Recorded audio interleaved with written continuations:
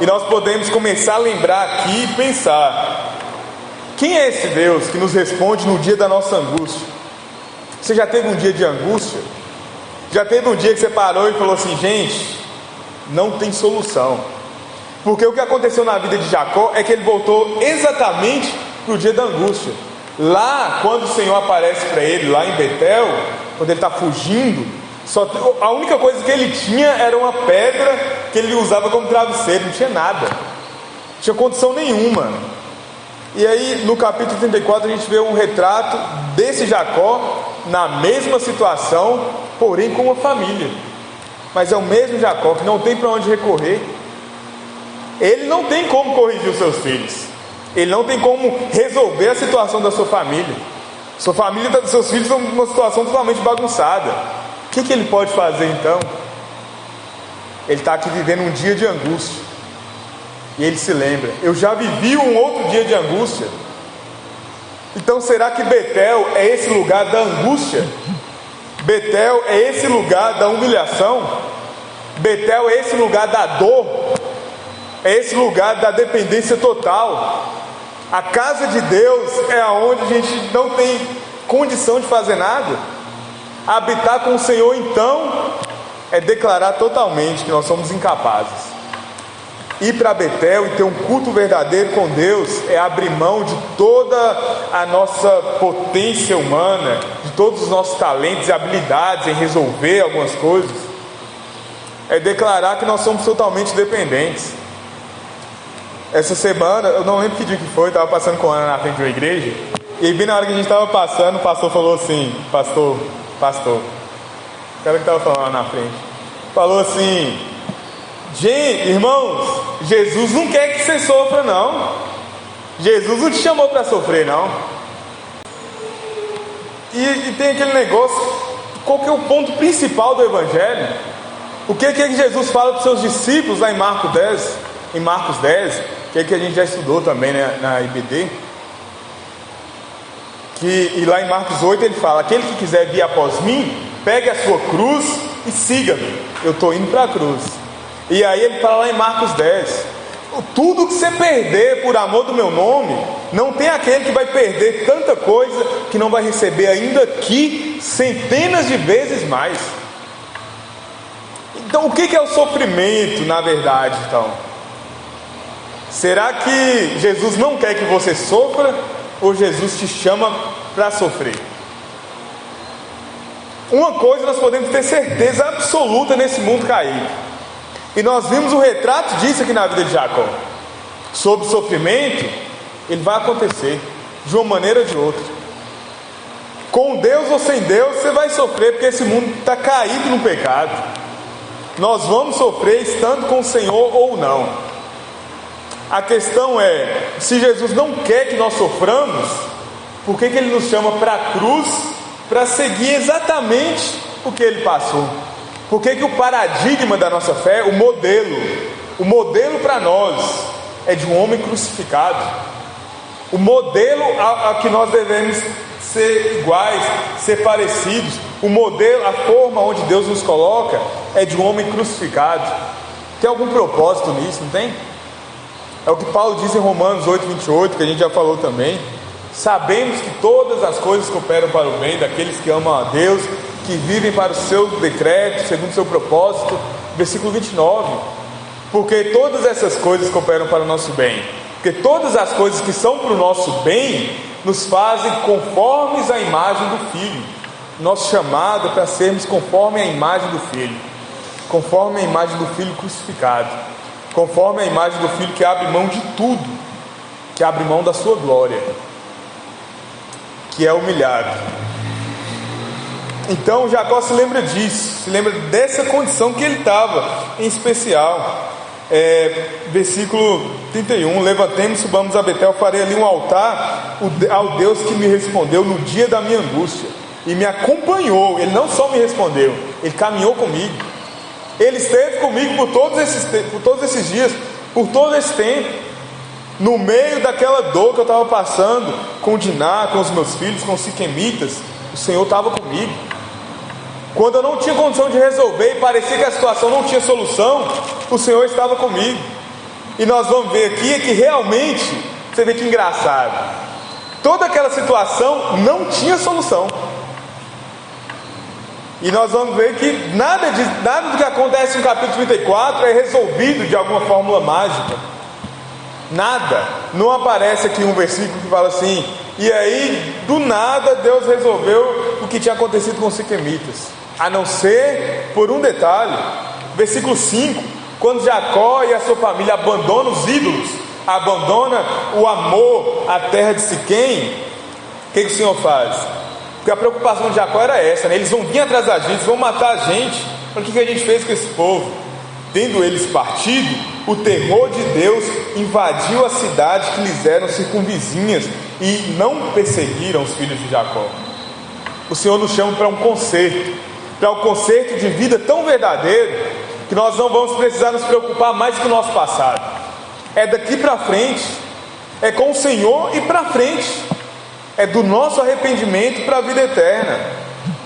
O passado pertence a Deus, assim como o futuro. Ele é o Deus que cuida de todas as coisas. Versículo 6: assim chegou Jacó à luz, chamada Betel, que está na terra de Canaã, ele e todo o povo que com ele estava, e edificou ali um altar, e ao lugar chamou El Betel, porque ali Deus se revelou. Ali Deus se revelou quando fugia da presença de seu irmão. E a gente entendendo isso, o que acontece com Jacó, o que acontece com a sua família? Parece que tem uma coisa que não tem nada a ver com a história. Versículo 8: morreu Débora, a ama de Rebeca, e foi sepultada ao pé de Betel, debaixo do carvalho que se chama Alon Bacute. Quem é Débora, gente? Quem é essa Débora aqui? Por que o escritor de Gênesis, Moisés, se preocupa em falar que Débora morreu e foi sepultada ao pé de Betel? Débora é aquela mulher que Gênesis nos conta lá no capítulo 24, a ama de Rebeca, a que vem cuidar de Rebeca, lá com Rebeca e Isaac ainda, a cuidadora de Rebeca. Vocês conseguem imaginar o peso que essa mulher tinha caminhando com Jacó ali todo esse tempo? Jacó olhava para Débora, a ama da sua mãe. E quem é Rebeca? Rebeca é a mulher que falou com Jacó assim, a mãe dele, falou assim: vai lá, engana seu pai e a gente vai conseguir a bênção para você, que a profecia tem que se cumprir, nós vamos dar uma ajudinha aqui para o Senhor. E esse passado de Jacó, depois do recomeço, Débora ainda estava ali com eles. Débora estava caminhando nessa caravana com Jacó ainda.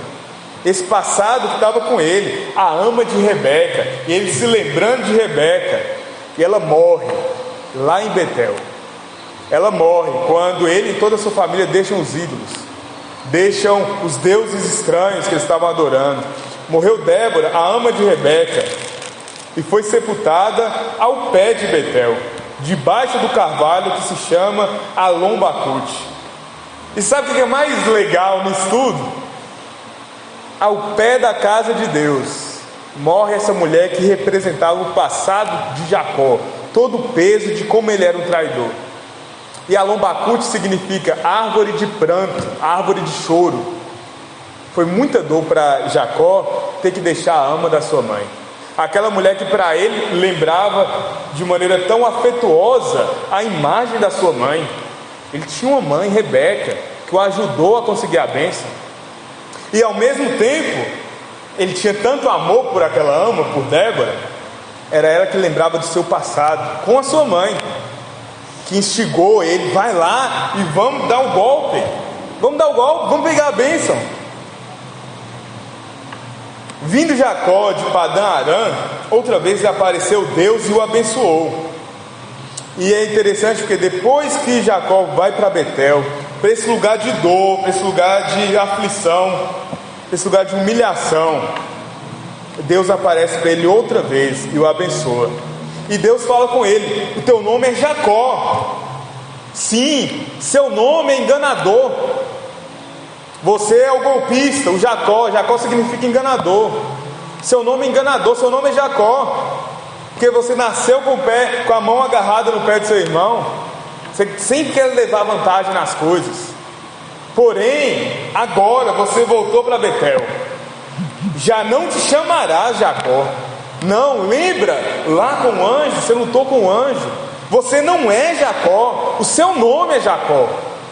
Quem é que você é? Já não te chamarás Jacó, porém Israel será o teu nome. E Deus o chamou Israel. Quem é que nós somos? Quem é que você é? Que nós possamos hoje pensar nisso, irmãos, e revisitar Betel mais uma vez, de maneira espontânea. Revisitar esse lugar de humilhação, esse lugar que custa tanto para nós, o lugar da angústia, o lugar de perder, o lugar de não ter, o lugar de depender tão somente de Deus. E o Senhor lhe disse ainda mais: eu sou o Deus Todo-Poderoso. E o Senhor renova com ele a sua aliança. Ser fecundo, multiplica-te. Uma nação e multidão de nações sairão de ti, e reis procederão de ti. A terra que dei a Abraão e a Isaque, a mesma promessa que eu fiz com Abraão e com Isaque, com seu avô e com seu pai, dar-te-ei a ti, depois de ti a tua descendência. Se lembrem disso. O Senhor fala com ele: eu tenho uma promessa com você e com a sua descendência. E no versículo 13, Deus se retira dele. E quando Deus se retira dele aqui, o Senhor falou tudo que ele tinha para falar. O Senhor falou: você não é Jacó, seu nome é Jacó, mas você daqui para diante vai ser Israel. E eu tenho dito, é isso, está falado. Essa é a última palavra. A última palavra é a palavra do Senhor. E o Senhor se retira. Não tem espaço aqui para Jacó agora ficar lutando com o Senhor. Não, Senhor, não quero ser Israel. Não tem lugar. Então a gente começa a lembrar e a ver que Jacó não vence Deus.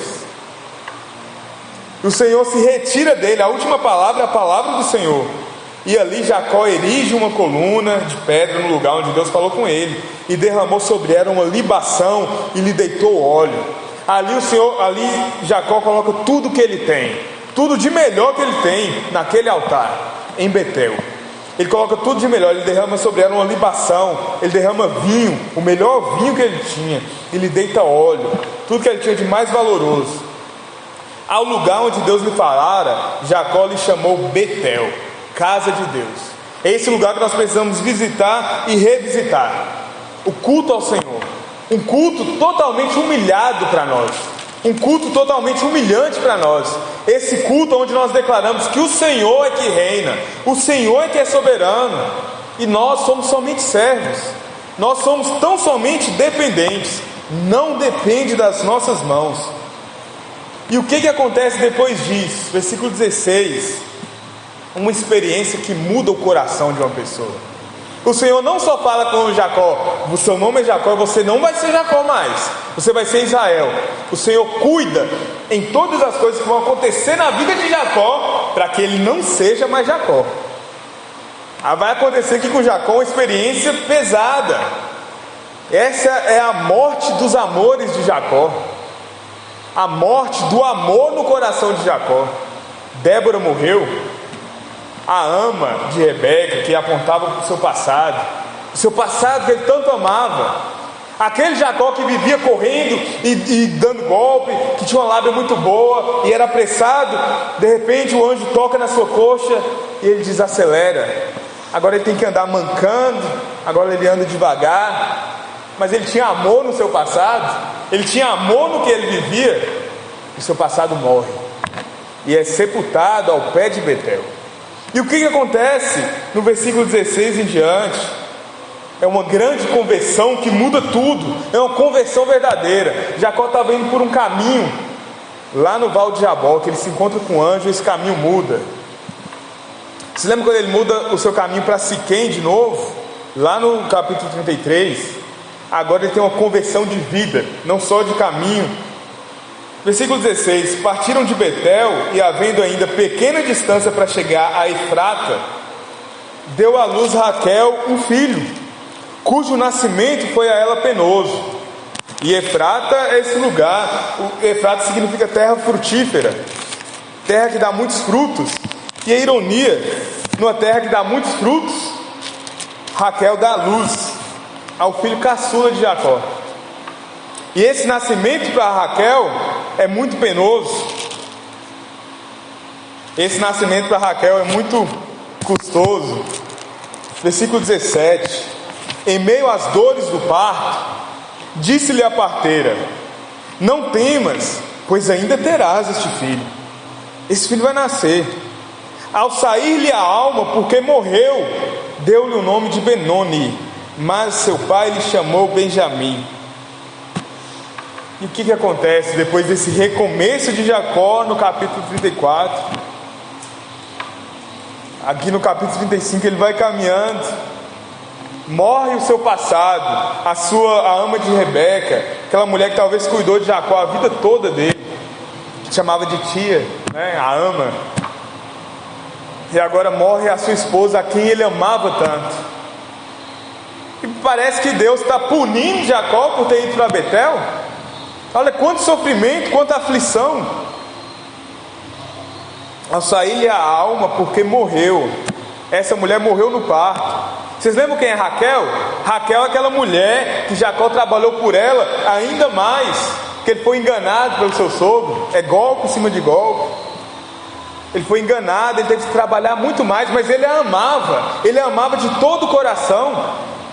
Ele trabalha por ela mais anos, e agora ela morre.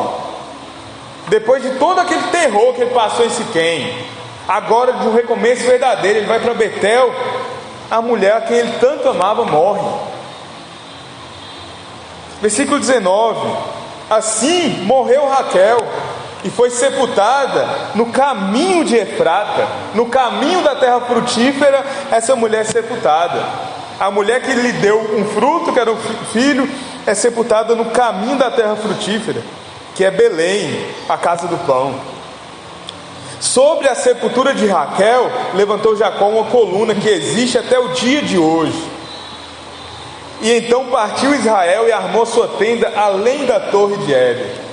Vocês lembram lá no finalzinho do 33, o que Jacó faz? Ele arma sua tenda lá em Siquém. Ele faz um altar em Siquém. Aqui não. Esse Jacó que está diferente. Parece que depois de Betel, depois desse encontro com Deus totalmente humilhante, desse encontro totalmente doloroso com o Senhor, Jacó ele tem os seus amores reorganizados. Débora morre. Seu passado que ele vinha carregando com ele morre. E agora morre a sua mulher que ele tanto amava. Mas ele não erige um altar aqui em Belém, no caminho de Belém. O que ele faz? Sobre a sepultura de Raquel, ele levanta a coluna em memória, e ele partiu e armou sua tenda além da torre de Éder. E é interessante porque, versículo 20, sobre a sepultura de Raquel levantou Jacó uma coluna. E no 21, então partiu Israel. Partiu o Israel, com seu amor reorganizado. Ele agora tem um amor diferente no seu coração. Mas é muita dor quando os seus amores começam a morrer, mas ele continua caminhando.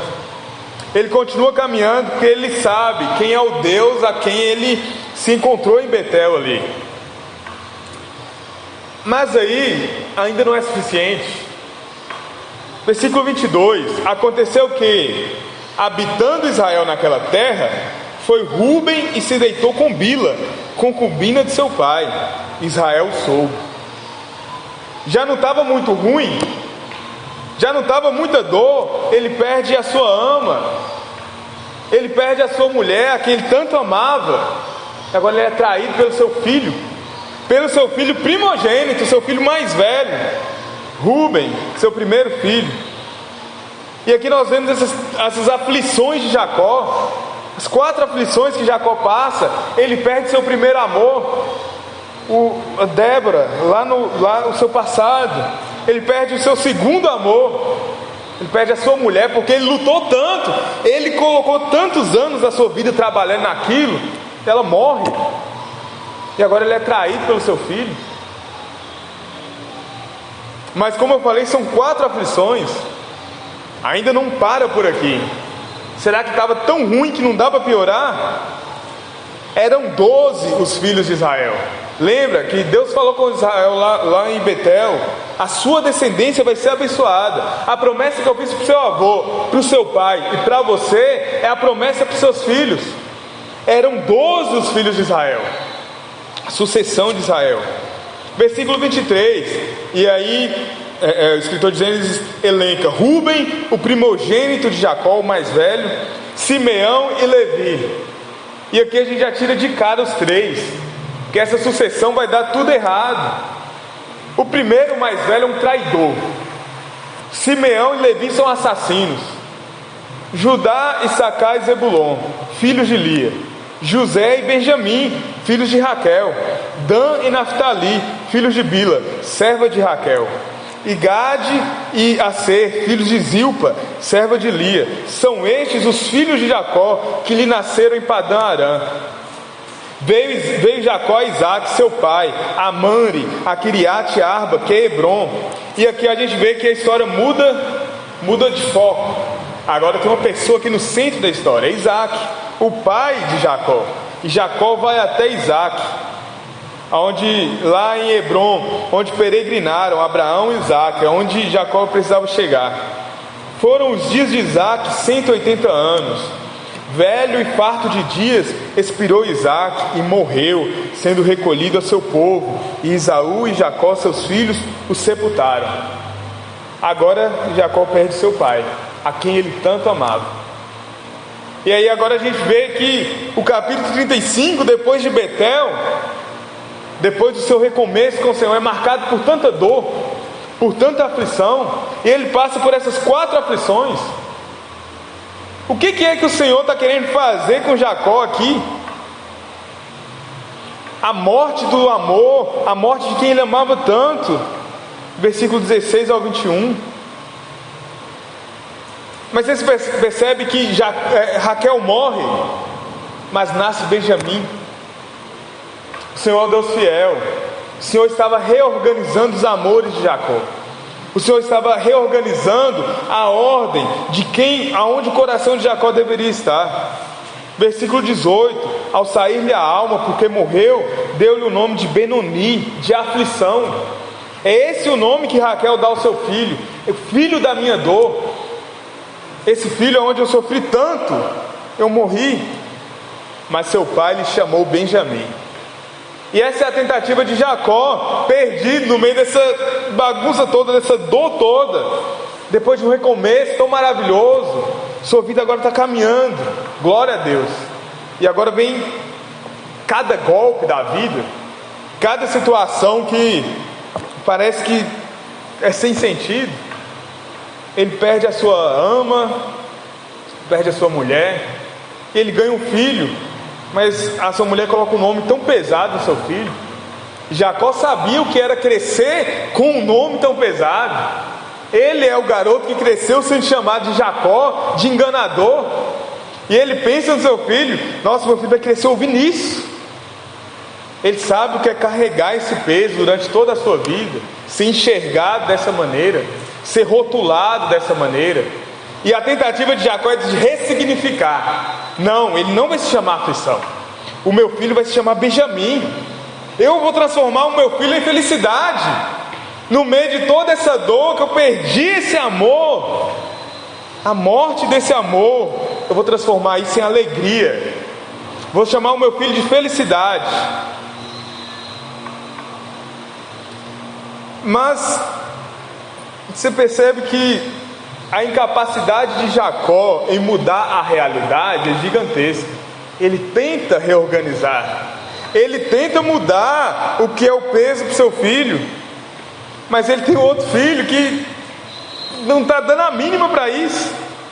Sobre a sepultura de Raquel, Jacó levantou uma coluna. Então partiu Israel e armou sua tenda. E aconteceu que, habitando Israel naquela terra, foi Rúben e se deitou com Bila, concubina de seu pai. Ele é traído agora pelo seu próprio filho. Qual dor poderia ser maior do que perder todo o seu passado, de ter que caminhar agora de uma maneira totalmente nova, mas sem largar tudo para trás totalmente, sepultar aquilo ao pé de Betel. Qual dor poderia ser maior do que isso? Ele perder a sua companheira, a quem ele tanto amava. E qual dor que poderia ser ainda maior do que isso? Ele ser traído pelo seu próprio filho. Aconteceu que, habitando Israel naquela terra, Rúben foi e se deitou com Bila. E agora a gente vê de novo o mesmo Jacó calado. O que ele vai falar com Rúben? O que ele vai chegar para o seu filho e vai falar: ó, você não pode trair seu pai. Você não pode fazer isso, Rúben. Quem é Jacó? Jacó é o cara que traiu seu pai. Jacó é esse traidor. Ele só chegou aqui nesse ponto da história por causa disso. O espelho de Jacó no outro, o espelho de Jacó no seu filho. Jacó fala com ele: ó, Rúben, você não deveria fazer isso com seu pai. Isso é uma traição. Que hipocrisia da parte de Jacó fazer isso. Israel o soube. O que Israel fez? Nada. O que Israel falou? Nada. Mais uma vez a gente vê o silêncio de Jacó. Vocês percebem que lá no versículo 17, em meio às dores do parto, Raquel dá um nome para o filho. Jacó ele se levanta e fala: não vai se chamar Benoni, vai se chamar felicidade, vai se chamar Benjamim. Essa minha dor vai se transformar em alegria. Mas a atitude de Jacó não é capaz para mudar a situação. E o que ele faz no 22 é continuar calado. O que ele vai poder fazer diante disso aqui? Eram 12 os filhos de Israel. A dor da traição, a dor de ser traído, é isso que Jacó passa. E aí eram 12 os filhos de Israel. Rúben, o traidor, ele não poderia ser sucessor do povo de Israel. Simeão, o assassino. Levi, seu compasso. E quando a gente pensa que não vai ter mais solução para nada, a história não vai poder continuar. Olha a situação dos filhos de Jacó. O Senhor provê Judá. Judá, da onde vem o Messias? O Senhor tem a provisão nas suas mãos. O Senhor provê Judá, da onde vem a realeza de Israel. Então, afinal de contas, o Senhor está lembrando para Jacó: olha só, Jacó, lembra da promessa que eu fiz para o seu pai? O mais velho servirá ao mais moço. Você não precisa se atentar ao que é velho, não precisa se preocupar com o que é velho. Rúben é o seu primogênito, é o mais velho, mas eu não escolhi Rúben. Rúben é um traidor assim como você, mas eu não chamei Rúben. Simeão poderia ser o sucessor, mas eu não chamei Simeão, e nem Levi. A promessa do Senhor para a realeza de Israel estava com Judá. E agora a gente vê o centro da história mudar, lá no versículo 27, para Isaac, seu pai. Aonde um espelho do versículo 22, aonde Jacó é traído pelo seu filho no 22, no 27, Jacó vem encontrar quem ele traiu. O filho que traiu seu pai e que teve o seu filho que lhe traiu, ele vem agora encontrar o pai traído. No versículo 27, Jacó está na posição que Rúben deveria estar com ele. No versículo 27, Jacó está diante do seu pai, lá em Hebrom, na terra onde peregrinaram Abraão e Isaac. Ele está ali com Isaac, ele está diante de quem ele traiu um dia. A gente vai vendo a história de Jacó, e parece que Deus não deixa Jacó em paz. Deus não deixa Jacó sentar e falar assim: ufa, finalmente é aqui. Quando ele fez isso em Siquém, desandou tudo. Deus não deixa Jacó em paz. A graça do Senhor persegue a vida de Jacó de uma maneira tão dolorosa, tão assustadora, de uma maneira tão fiel. O Senhor não deixa Jacó continuar vivendo em Siquém. O Senhor poderia falar assim: não, Jacó está apaixonado por Siquém, o coração de Jacó não tem mais jeito, vou largar Jacó para lá. Mas nós estamos falando de um Deus que é fiel. E diante de todas essas dores, de toda essa aflição, Jacó vai lá e vê o seu pai morrer. Mas mais do que ver o seu pai morrer, ele vê a promessa do Senhor se cumprindo na vida do seu pai. Ele vê agora esse filho tendo a reconciliação com Isaac. Ele vê o seu filho retornando para a terra de Isaac. Ele vê Deus ser fiel a Isaac. Ele vê Deus cumprir a sua promessa a Isaac na vida dele mesmo, do Jacó, do imerecível, do enganador. Ele vê o Senhor sendo fiel a seu pai. E ali ele pode olhar e falar assim: não, no meio de toda a minha dor, o Senhor é fiel. Tudo isso aqui que está acontecendo, toda a minha tentativa de ressignificar coisas que não dependem de mim, é o Senhor que reina soberano, é o Senhor que reina sobre todas as coisas. Eu posso confiar nesse Deus, porque Ele é fiel, Ele não falha. No meio da aflição de Jacó, a gente vê a esperança no final do capítulo 35. Jacó vê que o Senhor o traz de novo à casa de seu pai. Jacó vê que o Senhor o traz unido ao seu irmão, a quem ele traiu. Jacó agora é um homem redimido pelo Senhor de maneira tão maravilhosa, que ele pode até chegar para Rúben e falar: Rúben, você não pode trair o seu pai. Mas você traiu seu pai, Jacó. Mas eu me reconciliei com meu pai. Eu tenho um coração novo. Eu me humilhei a ele. Eu pedi perdão. Eu tenho paz com isso. E no meio de toda a aflição de Jacó, de coisas que a gente não entende, de amores perdidos, de amores sendo recolocados nos lugares onde eles deveriam estar, de ídolos sendo deixados para trás, de o altar do Senhor ser colocado de maneira central. No meio de toda essa aflição, a gente vê a esperança atuando na vida de Jacó. No meio de toda dor, a gente vê que existe esperança. Deus não deixa Jacó em paz. Deus vai caminhando Jacó para a santificação. Essa é a nossa esperança.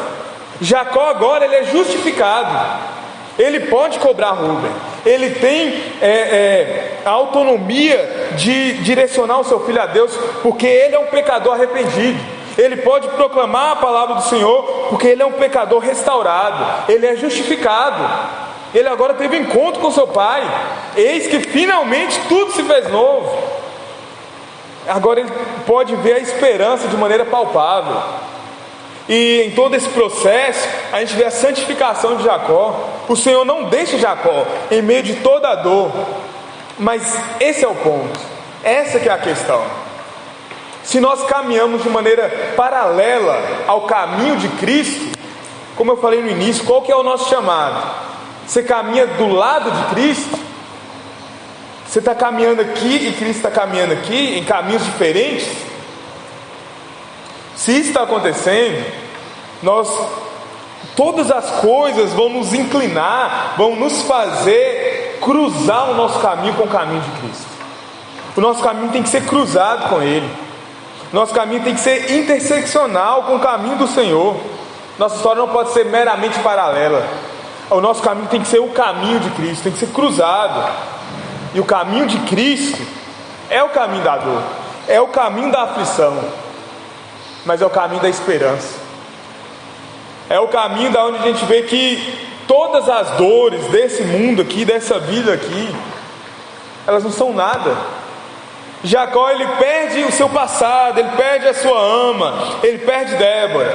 Jacó, ele perde a sua esposa. Jacó, ele perde seu pai. Jacó é traído pelo seu filho mais velho.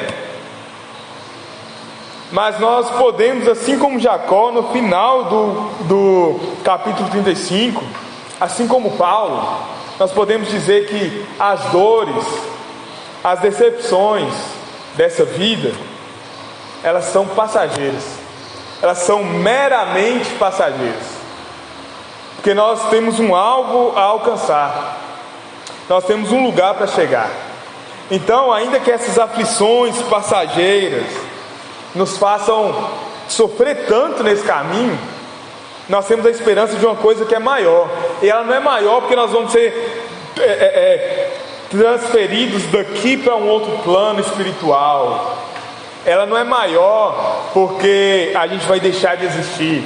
Ela não é maior porque a gente vai ter a chance de tentar de novo. Ela é maior porque a gente não tem a chance de tentar de novo. A nossa esperança é maior porque nós temos uma única chance. E o nosso Salvador, Ele se entregou de uma vez por todas, uma única vez, de maneira eficaz e verdadeira. Nós não esperamos em uma outra vida para a remissão dos nossos pecados. Nós esperamos na vida de Cristo. Ele veio e cumpriu isso. Então, essa nossa esperança, ela não é meramente espiritual, que nós vamos ser transmitidos aqui para outro lugar. Ela é verdadeira porque todo esse mundo vai ser restaurado, toda essa natureza vai ser restaurada. Nós vamos habitar com o próprio Deus, com o próprio Cristo, com o próprio Jesus eternamente, vivendo e desfrutando disso. Então, versículo 29, velho e farto de dias, expirou Isaque e morreu, sendo recolhido ao seu povo. E Esaú e Jacó, seus filhos, o sepultaram. Toda a caminhada de Jacó fugindo, toda a caminhada de Jacó enganando, o Senhor chamando Jacó para ser humilhado, o Senhor chamando Jacó para sofrer todas essas dores, o Senhor não dando paz para Jacó de viver do jeito que ele gostaria de viver. Jacó passa a partir de então conhecer a verdadeira felicidade, que é uma felicidade que não é para a nossa vida hoje, em meio à morte, à traição e a perdas. O que é que nos importa? Que hoje os nossos amores possam morrer, tudo que nós estamos amarrados ainda no nosso passado, os passados das nossas vidas, as pessoas que nos lembram de quem nós fomos outrora, nós não somos mais. Você não é Jacó, você se chama Jacó, você é Israel, chamado para viver uma vida nova. Eis que o Senhor faz novas todas as coisas. Isso é a bem-aventurança. Isso é no nosso culto, a gente poder experimentar os poderes, as maravilhas do mundo vindouro, do nosso culto, a nossa vida ser o nosso culto racional. O que é culto? Está na casa de Deus. A nossa vida ser um Betel, a nossa vida ser um altar, a nossa vida ser o nosso culto racional dia após dia, ainda que nos custe a dor, ainda que seja em meio à dor, ainda que seja em meio à aflição, mas Betel aqui nós veremos o nosso Deus nos chamar de novo, e nós vamos ter esperança, porque não é uma pessoa que nos chama, não é o príncipe de Siquém que nos garante as nossas riquezas e a nossa vitória, não é as propostas dessa terra, não é o nosso irmão, não é nosso irmão que nos dá certeza do nosso futuro, não é o nosso pai carnal, não é o nosso passado, não são os nossos amores, não são os nossos cônjuges, é o nosso Deus que é fiel, a palavra dele não falha, a palavra dele é verdadeira, é o que ele diz em Hebreus: eu nunca te deixarei, nunca jamais te desampararei. E a gente vê aqui na história de Jacó, ele perde seu passado, ele perde as suas qualidades, ele perde os seus talentos, ele perde seu cônjuge, ele perde a fidelidade do seu filho. Ele poderia até dizer assim: não, eu fui humilhado a tal ponto que ele tirou a minha autoridade,